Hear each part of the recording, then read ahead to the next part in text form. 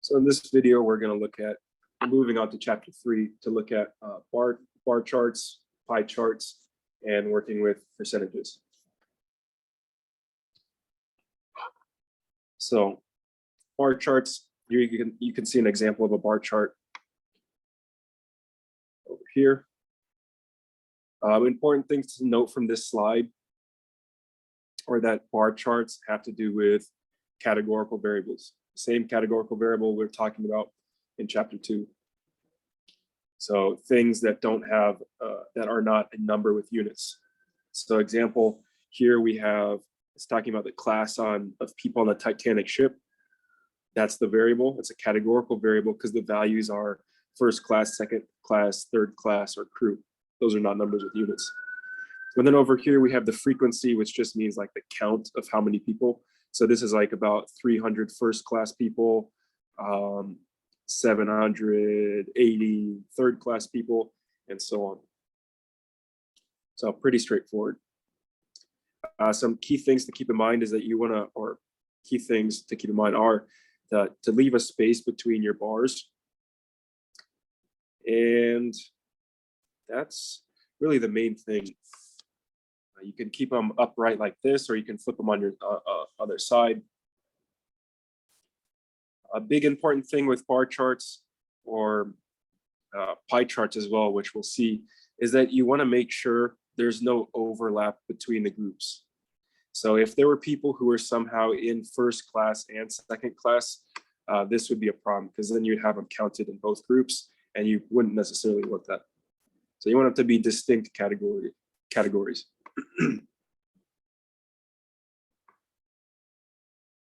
And this is just saying you can turn a bar chart into something called a relative frequency bar chart, which just means instead of counting up how many people are in each group, you say what percentage are. So you do some dividing to find out that about 15% of people are in first class, about 40% of people are in the crew, and so on.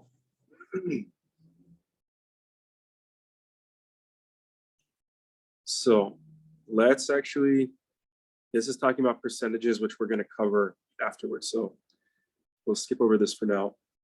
Let's look at pie charts. Pie charts you may be familiar with. It's like you're representing basically the same data, but now you're just doing it in a different way. So sometimes bar charts can be the most effective, sometimes pie charts. And it's really just, for the most part, talking about what's most effective for somebody looking at the chart. So this one here, you can see clearly the relative proportions that each group takes up.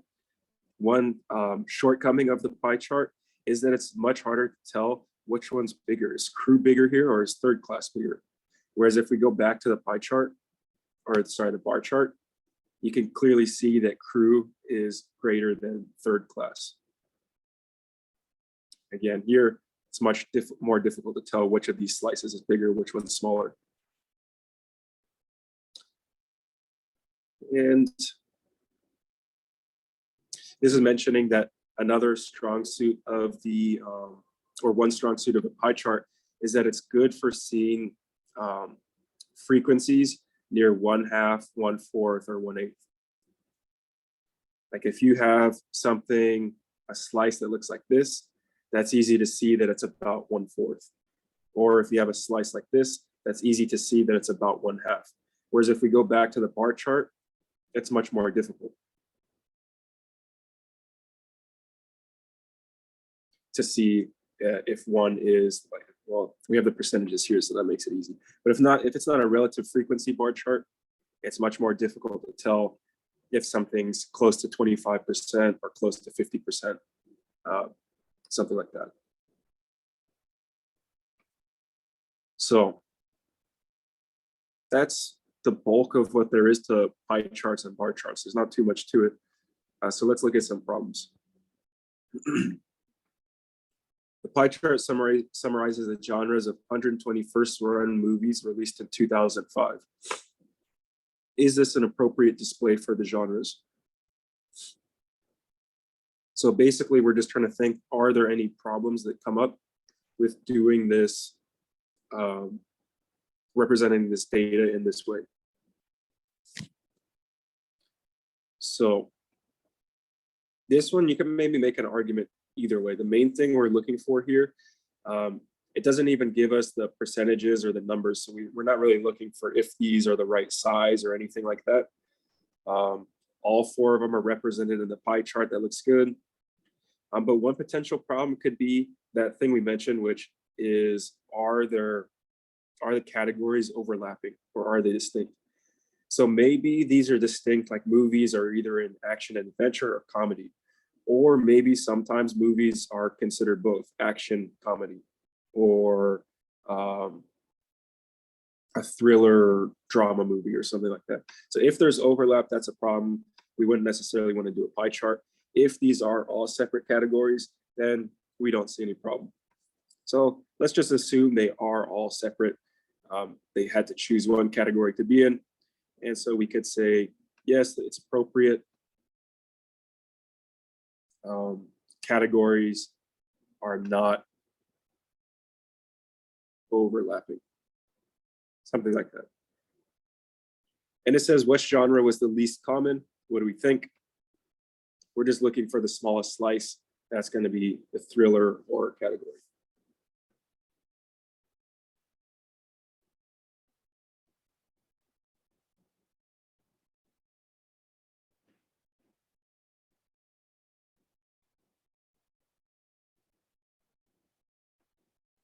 So let's go ahead and try this as a practice.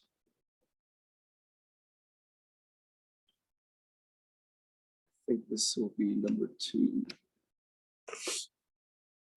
So let's go ahead and pause the video and try this out, A and B.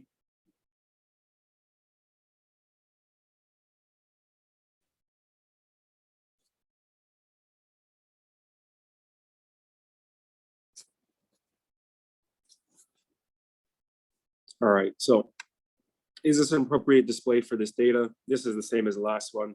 Doesn't look like there's any issues. All of these are represented in the bar chart or the pie chart. These would not overlap. You can't have a movie that's rated G and rated R at the same time. So we'd say yes, it's appropriate. No overlap. I'd say that's the main thing. Which was the most common rating? That's going to be PG-13. It's the largest slice over here. So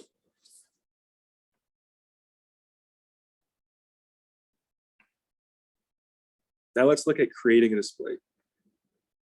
So it says create an appropriate display for the data described in exercise 7, which we have right here. And it says the Centers for Disease Control and Prevention lists causes of death in the United States. So we have these different percentages. So how do we want to represent these?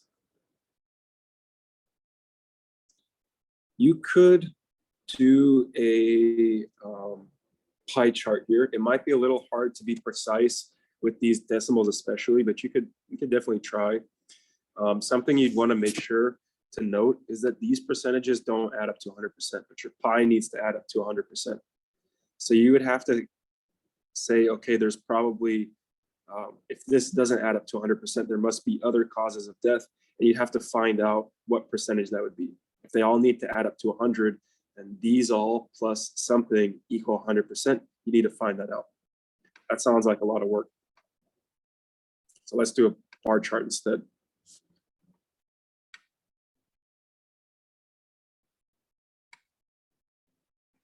So over here, we have frequency or count or something like that. Basically just how many, or no, in this case, we have relative frequency, which is just the fancy way of saying when we're dealing with percentages. And then down here, we're gonna have the cause of death. And so we're gonna have heart disease, cancer, circulatory disease and stroke, respiratory disease, and accidents. I'm just abbreviating because I'm running out of space here. So let's go ahead and also put our percentages. We can go by whatever we want. 10%, we'll just say 10%, 20%, 30%, 40%, 50%.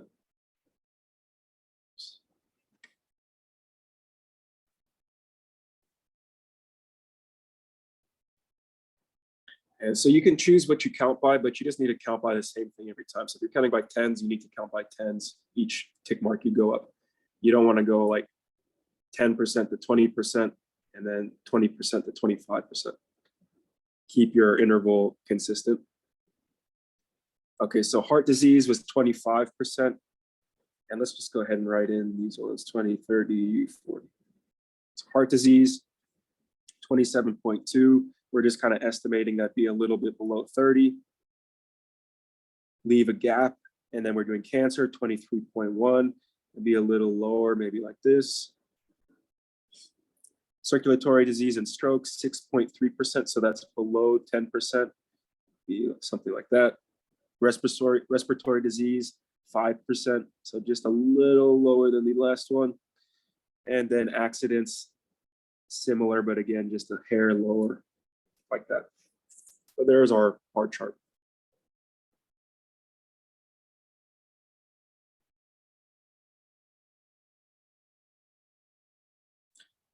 Now let's go ahead and look at percentages. So when we're finding percentages, for now, at least we're going to be dealing with fractions. So you're going to have some number over another number, and the way you turn it into a percentage is, let's say we have a calculator up. You put in the top number divided by the bottom number, hit enter, and then you're going to get some decimal. So let's do an actual. Let's say we had 10 over 20. In the calculator, I type in 10 divided by 20, and it would tell me 0.5. If you use the calculators that we have in our classroom, by the way, you need to hit, so I type in 10 divided by 20, and then hit the button that says control, and then hit enter. If you don't do that, a lot of times it'll leave it as a fraction for some reason. So you want to get a decimal. Here we got a decimal. That to turn it into a percentage, you take the decimal, move it 2 times to the right. If there's an empty space like we have here, that just means add a 0. So now we have 0.50, which would just be 50%.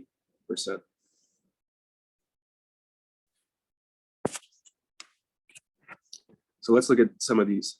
It says, what percent of the blue-eyed students are males? You know what, let's come up with our own questions actually. And yeah, this will be good. So let's just say what percent are females? So when you come across a question like this, it's just talking about the total. So if it just says what percent are females, we're talking about out of everybody, what percent are females. So the total number goes on bottom. We have 66 people in total. And what percent are females? We see that the total number of females is 32. So 32 divided by 66. I'm going to pull up my calculator here. And I'm going to type in 32 divided by 66 and hit enter. Again, if you're using our class graphing calculators, the big bulky ones, you have to hit control enter. And it gives me 0.4848, and it keeps repeating on. But let's just do no more than like 4 digits. So we'll just stop there. Then we'll take this, move it 1, 2 times to the right, and we get 48.48%. And because we didn't put all the digits actually, let's put the squiggly equal sign, which means it's approximately equal to. It's not the exact answer because we didn't put every single digit, but it's about correct.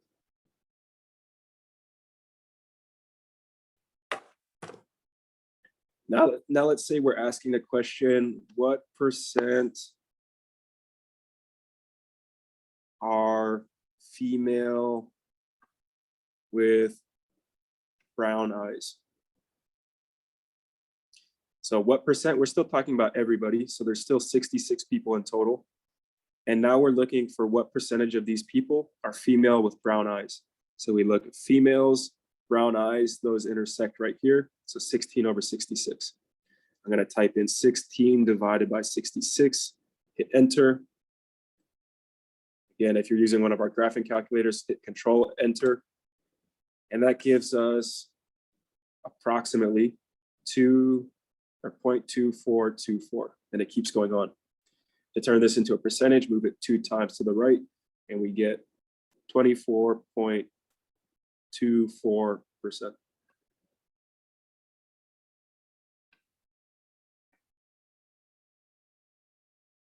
Now let's say what percent of females have brown eyes. So what percent of females have brown eyes? Now, these questions so far all seem pretty similar, especially the last one seems very similar to this one. Turns out they're different though. What percent of females have brown eyes? Or no, this one says what percent are females with brown eyes? This one says what percent of females have brown eyes? So this time we're no longer talking about the 66 people in total. Now we're just talking about females. It says what percentage of females? So we're only thinking about the females now. And there's 32 in total. So what percentage of females have brown eyes? Well, on top, we put the number of females with brown eyes, that's 16. We have 16 divided by 32. If you notice, 16 over 32 would simplify to 1/2, which would give us 0.5, which would be 50%. If you didn't see that though, you could do 16 divided by 32 and you get the same thing.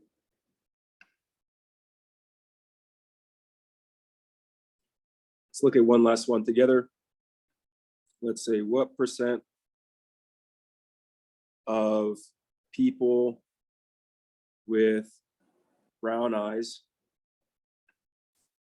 are female?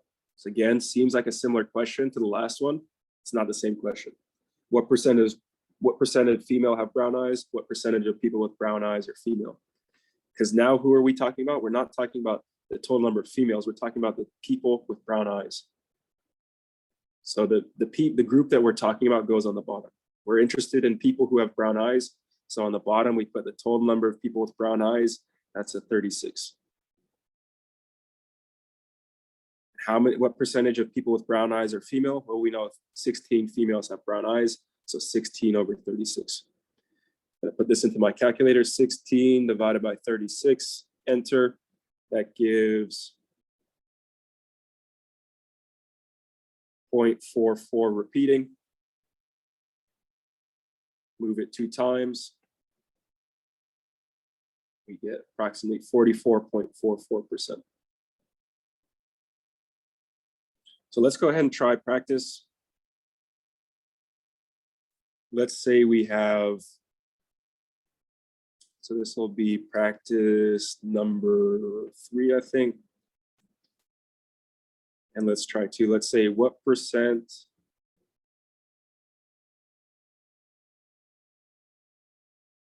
are male with blue eyes?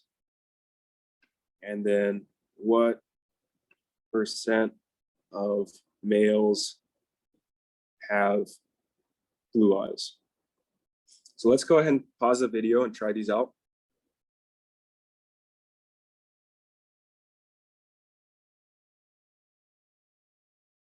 All right, what percent are males with blue eyes? So we're not specifying any group like we are in letter B. It says, letter B says what percent of males. Here's just what percent. It doesn't say of anything. That means we're talking about everybody in total. So it's going to be out of 66. What percent are male with blue eyes? There's 8 male with blue eyes, so 8 over 66. When we divide that, 8 divided by 66, we're going to get 0.1212 repeating. Move it 2 times to the right, and we get 12.12%. Letter B, what percent of males have blue eyes? We're talking only about males this time, so that's our number on the bottom, total number of males, 34. And we know that the number of males with blue eyes is 8, so that's what goes on top. We're going to do 8 divided by 34, which is approximately 2.2352. Move the decimal 2 times to the right, and we get 23.52%. So with that, let's go ahead and move on to the second part of the classwork, part B.